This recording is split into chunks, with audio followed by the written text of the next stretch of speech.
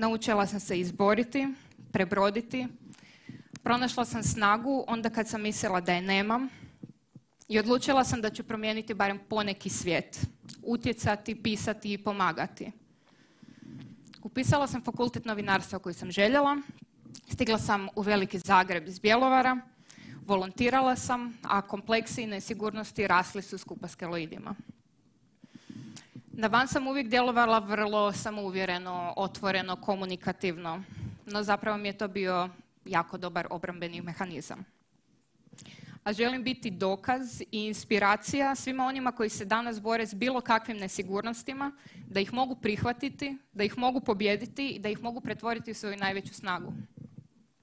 Danas svojih 19 keloida gledam kao nešto što mi je mama dala da bude konstantno uz mene. Bila je posesivna, pa ni ne čudi.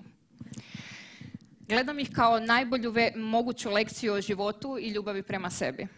Gledam ih kao dio sebe, ali me ne definiraju, jer ja nosim njih, a ne oni mene. Kao podsjetnik da sve što sam napravila sama. Naravno uz podršku, pogotovo ovih ljudi u prvom redu. Ali, to si sebi pljeskala. Ali odluke sam donosila sama.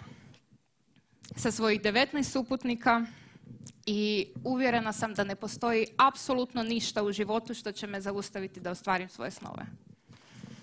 To bi bilo to.